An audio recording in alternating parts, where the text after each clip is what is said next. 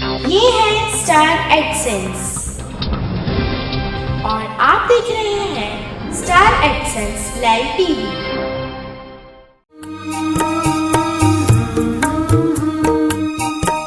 समस्या से सफलता तक, समस्या से सफलता तक, समस्या से सफलता तक। जय माँ अम्बे, जय जगदम्बे। नवरात्रि का पावन पर्व चल रहा है। ऐसे में सभी माँ दुर्गा की पूजा आराधना कर उन्हें प्रसन्न करने में लगे हैं। माँ की पूजा में सबसे महत्वपूर्ण होता है दुर्गा सप्तशती का पाठ। क्या है दुर्गा सप्तशती का महात्म्य? क्यों करते हैं लोग दुर्गा सप्तशती का पाठ? आज इसी विषय पर चर्चा करेंगे हम। इसके लिए हमारे स्टूडियो में उपस्थित हैं परम पूज्य मंत्र योगी वडोदरा के राजगुरु पंडित श्री ध्रुवदत्त व्यास जी। गुरु जी, बहुत बहुत स्वागत है आपका एक बार फिर हमारे स्टूडियो में। गुरु जी, सबसे पहला प्रश्न और सबसे महत्वपूर्ण प्रश्न, नव दुर्गा की जब भी आराधना की जाती है तो सबसे ज़्यादा देखा है मैंने कि लोग माँ की जो सप्तशती का जो पाठ होता है, दुर्गा सप्तशती, इसको लोग जरूर करते हैं। इसका क्या महत्व है और इतना महत्वपूर्ण ये क्यों है? दुर्गा सप्तशती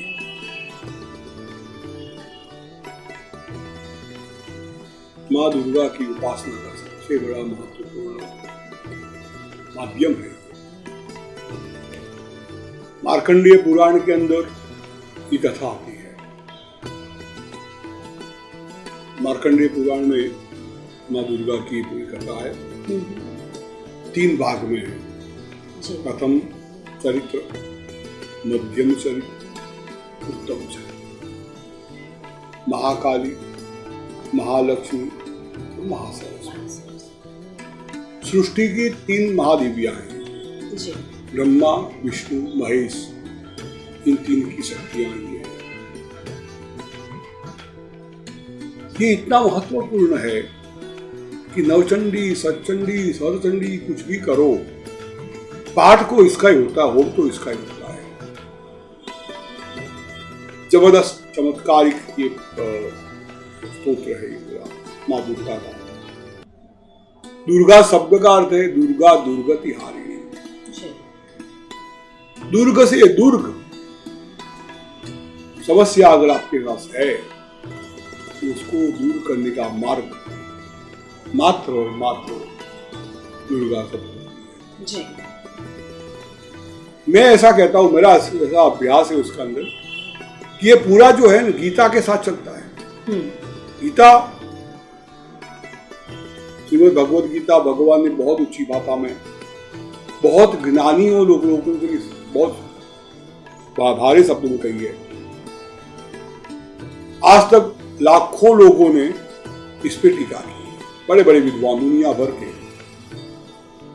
और दुर्गा सप्तशती वो मास पब्लिक, सामान्य पब्लिक जो है, जो बहुत नहीं समझ सकता बड़ी बड़ी बातों को, वेदों की बातों को, पुराणों की, उपनिषदों की बातों को, उसको उन्होंने लौकिक भाषा में, जैसे वाल्मीकि रामायण भी है, लेकिन तुलसीदास जी का रामायण बहुत लोकप्रिय हो गया।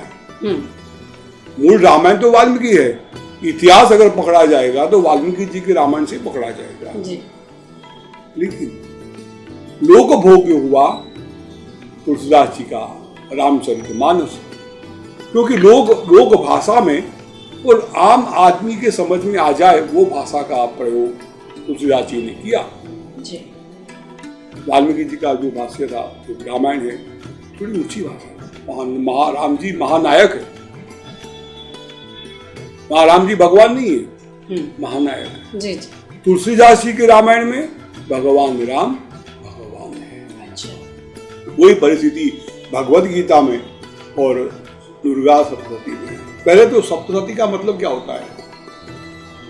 सप्तशती 700 श्लोक से बना हुआ जो चरित्र है। सप्तशती का शब्द 100 होता है। 700 श्लोक से बना हुआ जो स्तोत्र है माता जी का, उसको दुर्गा सप्तशती कहते हैं। इसका चरित्र जो है बड़ा अद्भुत है। ये पाठ करने के पहले कवच अर्घ्य तिलक वगैरह करने का नियम है। माँ के नवार्ण मंत्र का जाप भी करना है, कुछ न्यास करने हैं। न्यास का मतलब ये होता है, हमारे वहां एक परंपरा है, कोई भी देवता की पूजा करो तो देवो भूतवा देवम यजे, देव बन के ही देव की पूजा आप कर सकते। अच्छा, आपको देव बनना पड़ेगा पहले। जो देव सामने बैठा है ना, उसका रूप लेना पड़ेगा। इसलिए हमारा पीताम्बर पहनाते हैं, धोती पहना के भगवान की पूजा कराते हैं। अच्छा, इसलिए ऐसा किया जाता है। हाँ जी जी, देव पूजा करनी है। पीला जो वस्त्र धारण भगवान करें। शिव की पूजा करेगा रुद्राक्ष की माला पहनेगा। अच्छा, जो माँ जगदम्बा की पूजा करेगा वो प्रबाल की माला पहनेगा, स्फटिक की माला पहनेगा। भगवान नारायण की पूजा करेगा वो तुलसी की माला पहनेगा। जी जी, मतलब जो देवता को जो चीज प्रिय है उसी को वो धारण करेगा। जैसे माँ सरस्वती की उपासना सफेद वस्त्रों में किया जाती है, श्वेतांबरा है वो। अच्छा, अभी तक ऐसा लगता था गुरुजी कि शायद हम उनके भक्त हो गए इसलिए हम उनके रंग में रंग जा रहे हैं। आप स्मशान में जाएंगे ना, जी जी जी, तो हिंदुस्तान में सूट बूट पहन के नहीं जाते।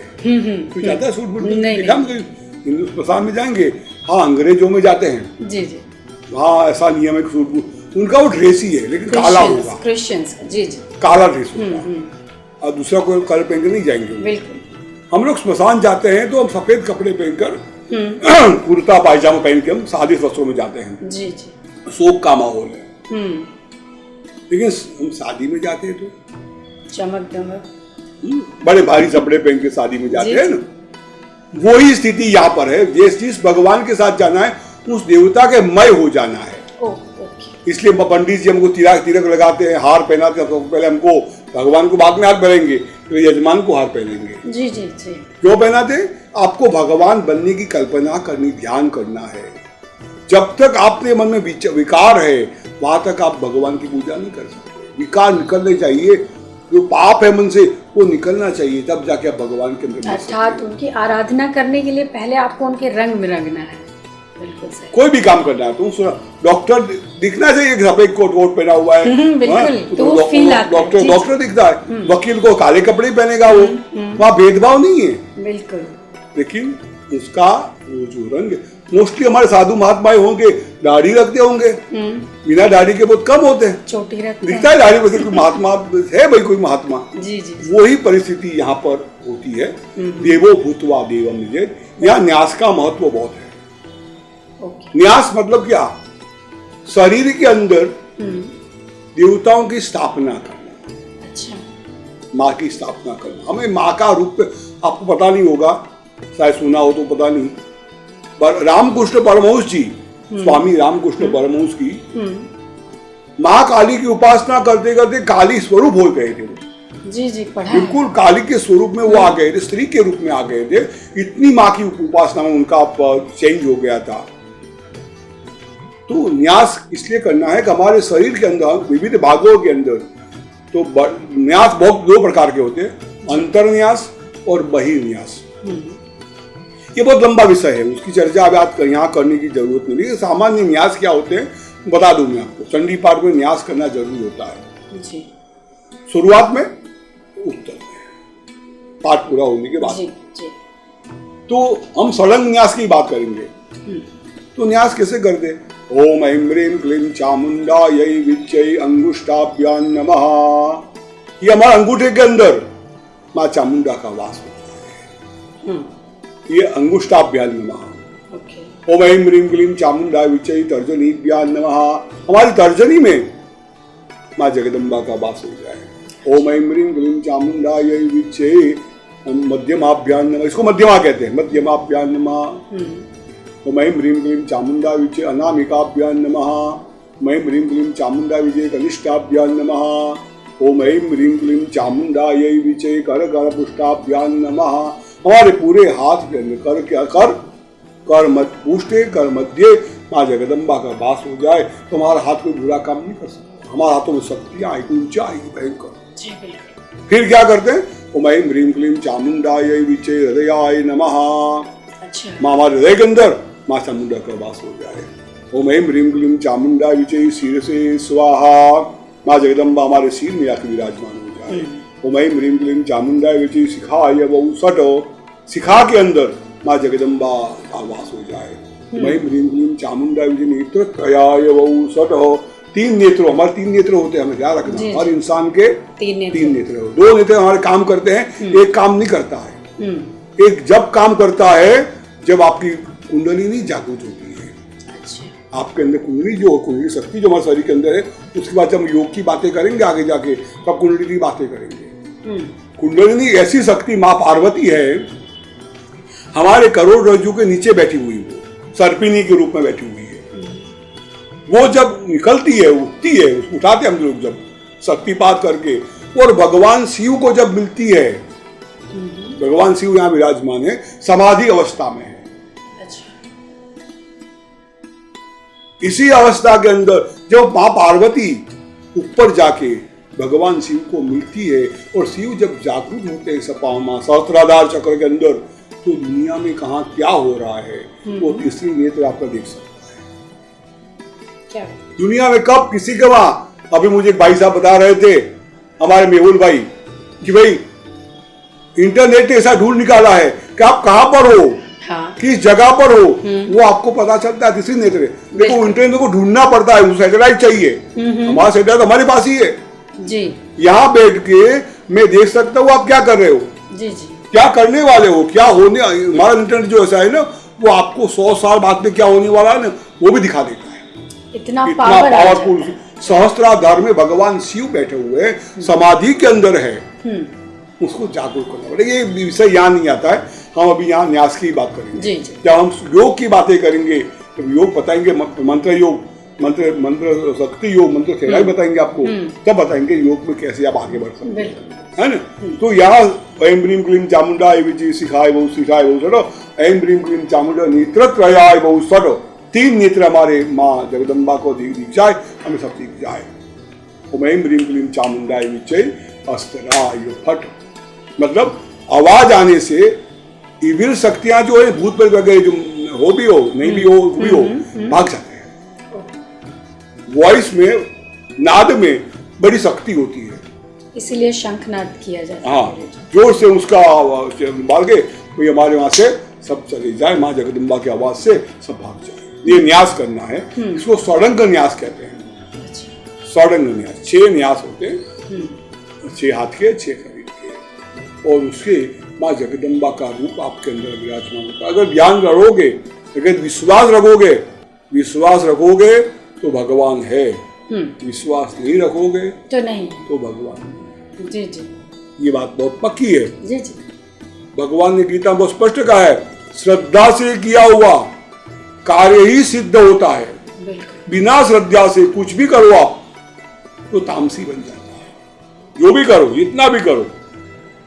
इसलिए उन्होंने कहा, पत्रम पुष्पम फलम तोयम, पुष्प फल पानी कुछ भी लेके आओ मेरे पास, तो प्रेम से लेके आओ। जी जी।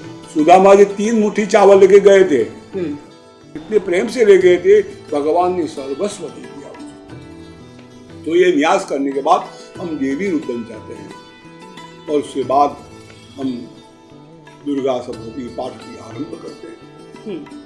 पहला चरित्र महाकालिका शक्ति, ब्रह्मा जी उसके आदिदेव हैं।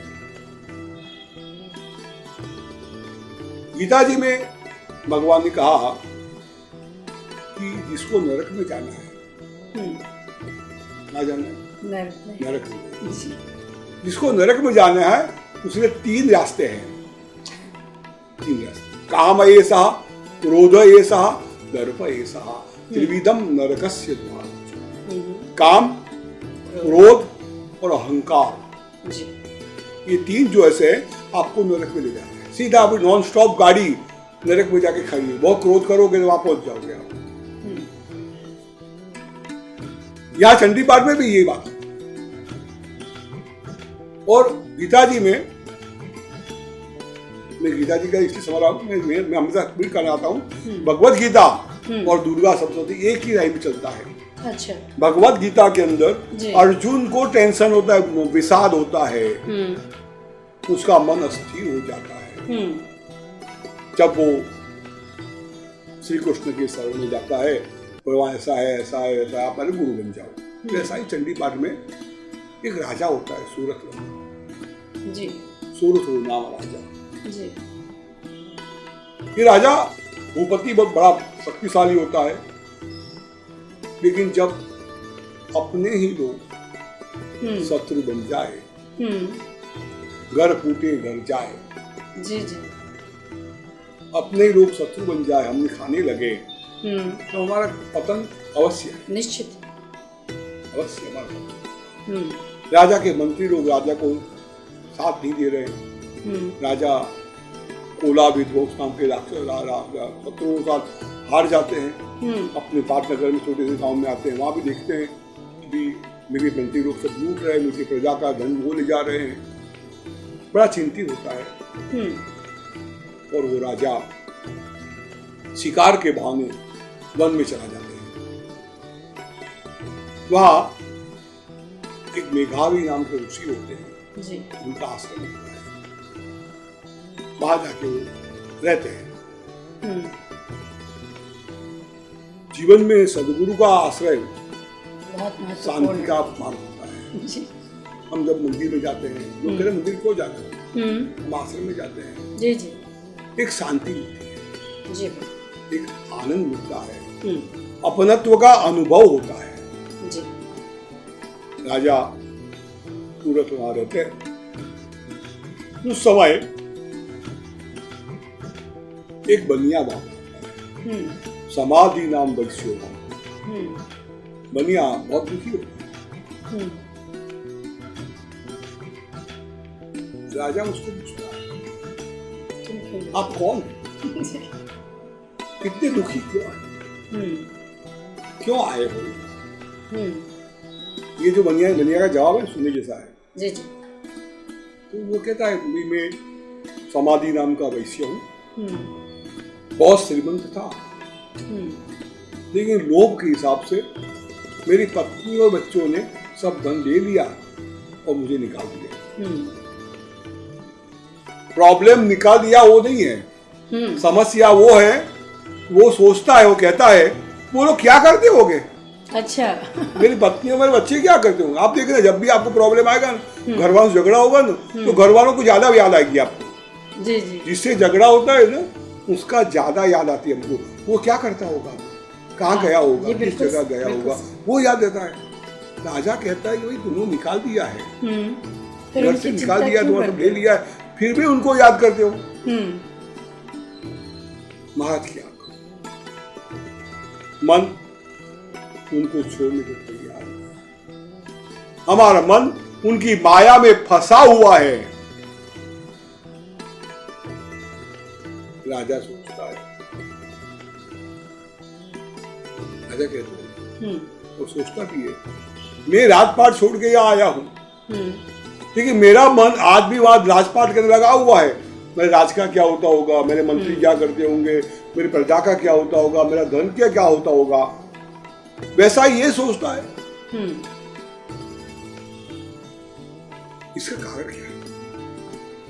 कोई तो कारण होना चाहिए। बिल्कुल, हमारा मन इतना चंचल क्यों है? दोनों एक खुद से आए हैं वहाँ पे और एक परिवार के सताए हुए हैं, फिर भी दोनों का मन दोनों दुख से आए हुए हैं।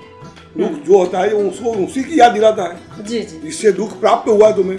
अच्छा, हम लेके द्वेष मत रखो।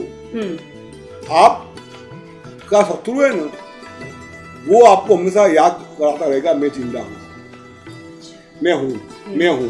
जैसे रावण है ना, वहां तक ही रामायण चलती है, रावण मर गया तो रामायण पूरी हो गई। जी, जी, बिल्कुल, रामायण पूरी हो गई, दुर्योधन मर गया, महाभारत पूरा हो गया।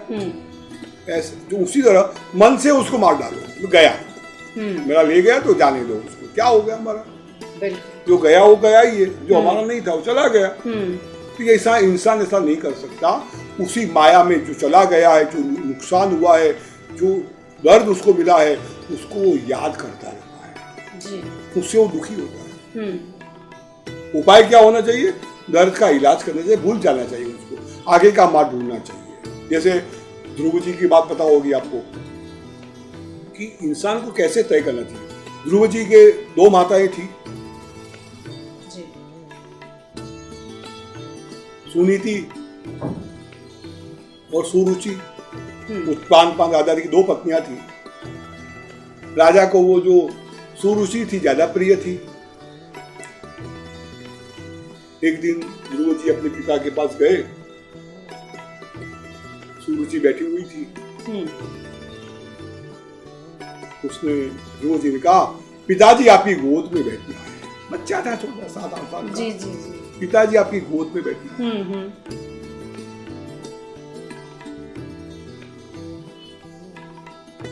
तो सुरुचि कहती है उनको, मेरे पिता के गोद में बैठना हो ना तो मेरे पेट से जन्म लेना चाहिए तेरे को। तेरे को अधिकार नहीं है। बच्चा था, बहुत बड़ा शॉट लगा दिमाग के अंदर, अपनी माँ के पास गया। माता जी बोलते थे गए, माँ ऐसा हुआ है। माँ बड़ी समझदार थी। माँ समझदार होनी चाहिए जी। माँ कुंती जैसी, जीजाबाई जैसी अपने बेटे को तैयार कर दे। जी जी। इस नीति भी ऐसी थी। पर बेटा क्या हो, जो बाप तेरे को मना कर रहा है ना, वो तो मरण तुल्य पिता है, एक दिन मरने वाला है। कि तू इस पिता की गोद में बैठने के लिए नहीं, जगत पिता की गोद में बैठने के लिए उत्पन्न हुआ है। क्या बात। तू कॉमन बच्चा नहीं है, तू सामान्य बच्चा नहीं है। तू तो जगत पिता की गोद में बैठ सकता है, ऐसा प्रभावशाली है माँ। और ये अगर ये बात नेगेटिव कर दी होगी, हम क्या बोलती, तेरे बाप ऐसा ही है, तेरे दूसरी को पकड़ के बैठा है, ये है, नाटक करती, वो रोने लगी। वो भी अपने बच्चों को इमोशनल करती है। लेकिन ये माँ सदगुरु है, माँ गुरु है। एक महान माँ की सोच। महान, एक बच्चे को महान बना दिया उसने। इसी भाषा ने बच्चे को महान आज तक जिंदा रखा उसको। बिल्कुल। ध्रुव जी आप ही अचल है। जी जी जी। पूरी माँ बैठ सकता हूँ, बड़ी बात नहीं है। ईश्वर को आप प्राप्त कर सकते हो। ईश्वर तो प्राप्त करना कोई कठिन बात है ही नहीं, असंभव बात है ही नहीं। आप अगर तय करो तो ईश्वर आपको मिल सकता है। ये बहुत सनातन सत्य है, हमारा अनुभव है।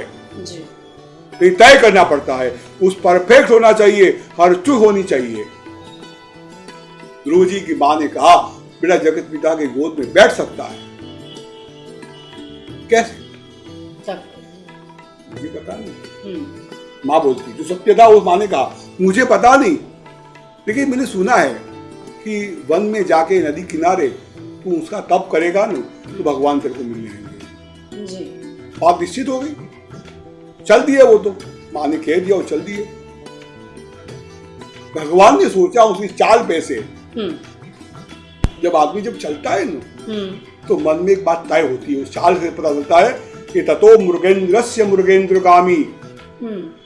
ये आदमी कितना पावरफुल है, मन कितना पावरफुल है। जी जी। एक आदमी मरा हुआ बैठता है, एक आदमी बार तैयार होकर बैठता है, दिखता है कि कितना पावरफुल उसका चलन है, वो चलता है। भगवान ने नारद जी को भेजा, जिसको हम बॉडी लैंग्वेज कहते हैं आज के भाषा में। हाँ, जैसे लायन और टाइगर जी 2 प्राणी है ना।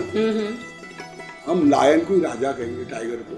अच्छा। राजा किसको कहते हैं? शेर को ही कहेंगे, बाघ को नहीं कहेंगे। तो उन्होंने तप करके भगवान को पाया। उसी तरह से दुर्गा सप्तशती का जो पाठ है, उसका महत्व जो है, किस तरह से हम माँ को खुश करके अपने जीवन की जो भी हमारी मनोकामना उसे कैसे पूरा करेंगे। बता दूं जी, इस बात को पूरा कर लूं। जी जी बिल्कुल।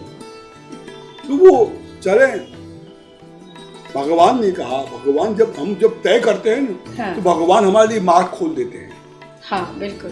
भगवान ने उसको नारद जी को कहा कि ये बच्चा तैयार है, ये तपस्या करने को, उसको पता नहीं क्या करना है।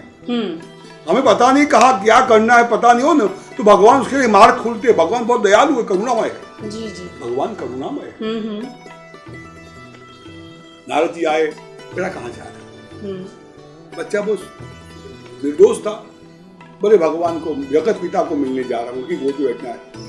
नारद जी हंसने लगे, नहीं बैठ सकते बेटा, तुझे क्या चाहिए बोल, तेरे पिता को समझाना, मैं आ जाऊँ। तेरे को रात चाहिए मैं तेरे दिला दूँ, तू घर चल। नहीं आना है। मन में निश्चय होना भगवान को प्राप्त करना है, पैसा प्राप्त करना है, धन प्राप्त करना है, विद्या प्राप्त करनी है, कुछ भी बात करनी हो तो मन में दृढ़ निश्चय होना, आपको मन में दृढ़ निश्चय करना पड़ेगा, तब जाके आप वहां पहुंच पाओगे। बिल्कुल, नहीं तो नहीं पहुंच पाओगे कभी भी। हम लोग क्या करते हैं, दृढ़ निश्चय करते ही नहीं है। हाँ, बस फल की, अरे राहु नड़ेगा, आप सुखन होगा, ये होगा, अरे वो सब तो होता ही रहता है, राह तो घूमते ही रहते हैं। हमें हमारा काम करना है, उसके लिए कोई भी बाधा आ जाए, कोई भी विघ्न आ जाए, हमें उसके लिए तैयार रहना है। उसने बहुत समझाया नारद जी ने। आखिर में ध्रुव जी ने कहा, देखो गुरुदेव, आप मुझे ज्ञान देना चाहते हो तो दे दो, ये तो मुझे जाने। अच्छा। मैं अपने आप ढूंढ निकालू भगवान जगत में, मेरी माँ ने कहा है। फिर नारद जी ने बोला, नहीं भाई, इसको दिया समझाना देना ही पड़ेगा। उन्होंने मंत्र दिया, ओम नमो भगवते वासुदेवाय।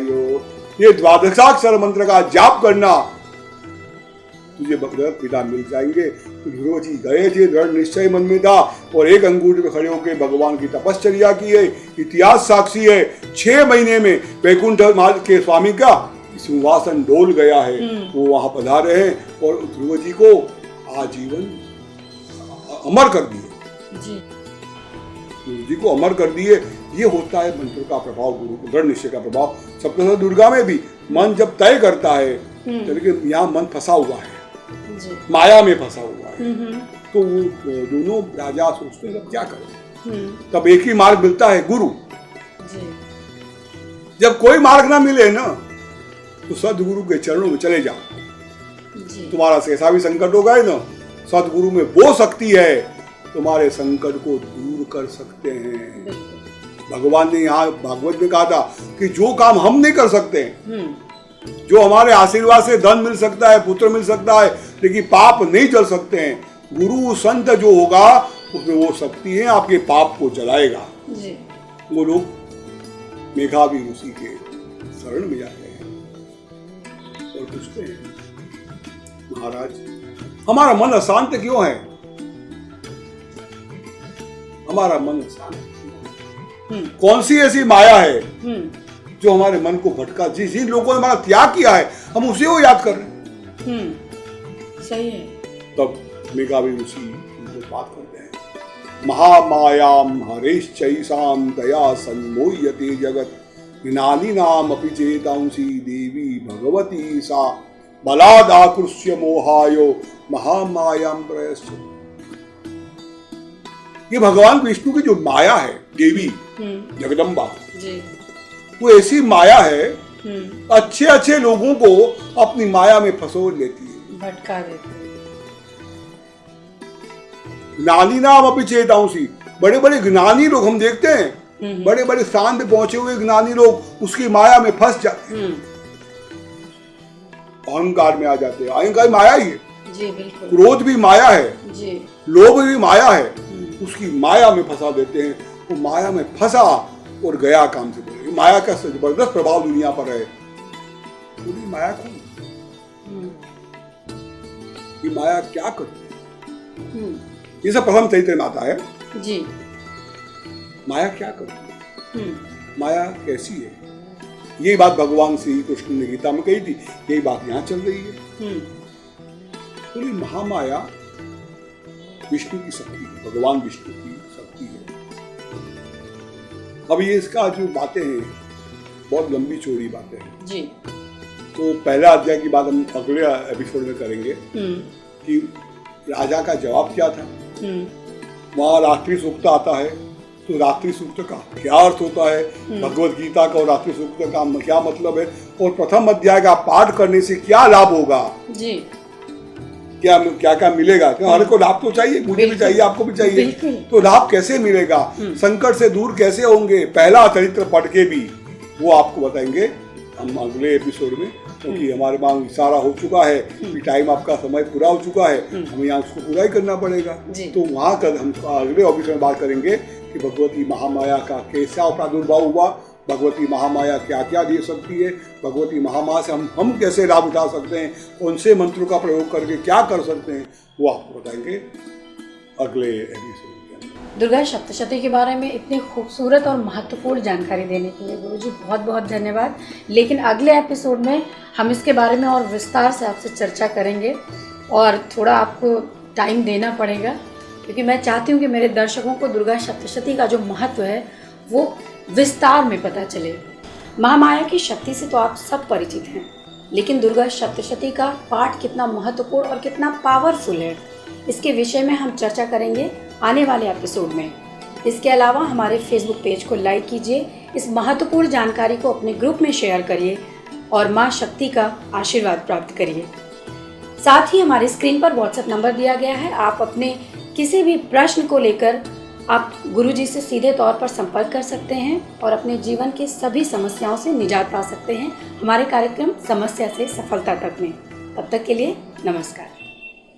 क्या आप विद्या, संतान प्राप्ति, कार्य में अवरोध, घर में अशांति, शारीरिक पीड़ा, धन प्राप्ति में रुकावट जैसी समस्याओं से परेशान है? तो आज ही ऑर्डर करें पितृदोष निवारण यंत्र, जिसे विशेष रूप से प्राचीन ग्रंथों में से शास्त्रोक्त विधि विधानों से खास प्रकार के धान्य के कागज पर महत्वपूर्ण मुहूर्त में बनाकर नर्मदा नदी के किनारे संपूर्ण विधि विधान और अनुष्ठान द्वारा परम पूज्य मंत्र योगी राजगुरु श्री ध्रुव दत्त व्यास द्वारा सिद्ध किया गया है। तो आपके जीवन में सफलता प्राप्त करने आज ही ऑर्डर करें पितृदोष निवारण यंत्र। संपर्क करें 9313013335।